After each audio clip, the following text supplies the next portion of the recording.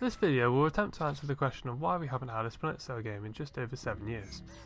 Tom Clancy's Splinter Cell Blacklist is an action-adventure stealth video game developed by Ubisoft Toronto and published by Ubisoft.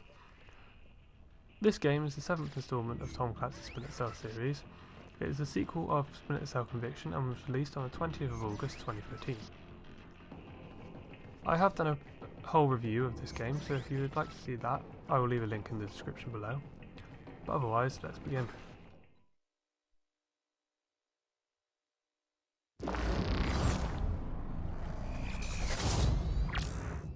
Interestingly, Ubisoft Toronto's first game was Splinter Cell Blacklist, which at the time was a critical success. Since then, the studio has gone on to create Far Cry 5 and Starlink Battle for Atlas, Watch Dogs Legion, which got mixed reviews at the time. Meanwhile, Ubisoft Toronto is currently working on Far Cry 6, which suggests that Splinter Cell is not in the priority list. And to be honest, my next point kinda makes you understand why.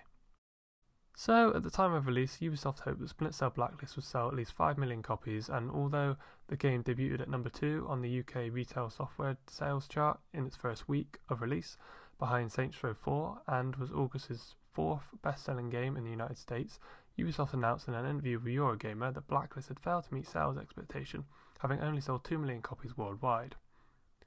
In comparison, Conviction, which was developed by Ubisoft Montreal, sold 486,000 copies in April 2010 in the US, which made it its best-selling game for that month, and by July 2010 the game had sold 1.9 million copies on PC and Xbox 360, with positive reviews from critics but not so much from fans due to the lack of stealth. Splinter Cell Conviction still scored a respectable 7.7 on sites like Metacritic. This suggests that even though the core fan base wants to see a new Splinter Cell game made, the casual gamer does not, which can be seen by the discrepancies in Ubisoft's expectations of how the game should sell and how it actually performed. Now, if we compare those games to games like Far Cry and Assassin's Creed, we can see why they have decided to put all their attention on those games instead over the past decade. For example, Far Cry 4 became the best-selling game and the most successful launch in the series in its first week of release, and according to the National Purchase Diary panel, it was also the 6th best-selling game in the US, having shipped 7 million copies worldwide and selling more than 10 million copies during the 8th generation of video game consoles. Now, if we look at Assassin's Creed Unity, which came out the same year as Far Cry 4, we can see it sold over 10 million units. Again, these figures are according to Game Rant, where they interviewed the Ubisoft CEO, whose name I do not want to butcher, but I will leave a link to the article below so you can have a read.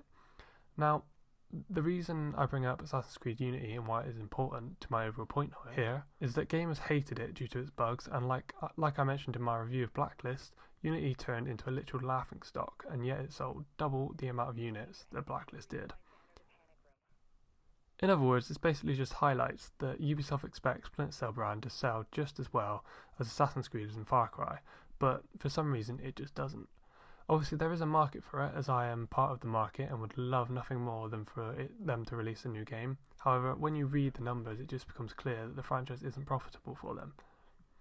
And we have to kind of remember that video games are very, very expensive to make.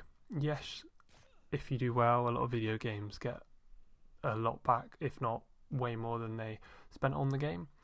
But you've got to remember that not all video games do, and if they don't meet the sales expectations, then the corporate people just ain't going to have it and the game ain't going to get made.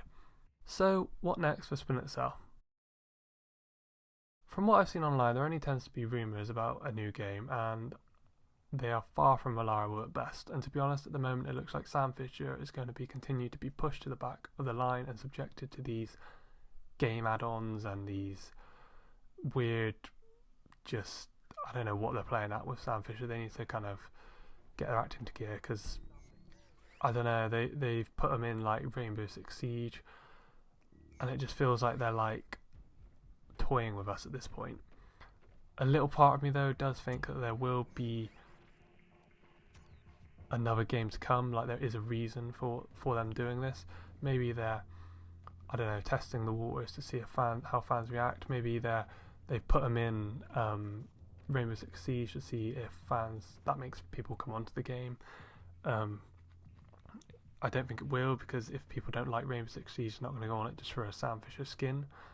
But But I think there's a reason they've gone through all that trouble to create an older looking Sam Fisher, and it gives me a bit of hope that they are kind of teasing us for what is to come next, and even kind of testing the water, so to speak, to see if there is any interest in the Splinter Cell franchise still.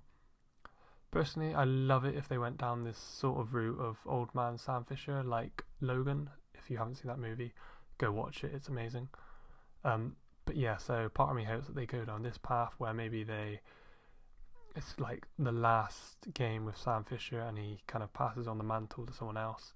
I think it's kind of the perfect time to do it, as well as the new generation of consoles are out and people need new games to play at launch, as new gen consoles are always very limiting in what they have to offer, and you always have to go back and play old games.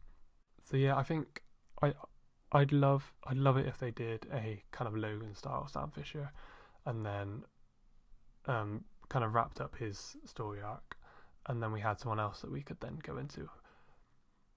Anyway, those are just my general thoughts, and that's the end of the video. Share your thoughts below. Do you agree with me that Ubisoft just don't see it as a proper franchise anymore, or do you think there is another reason?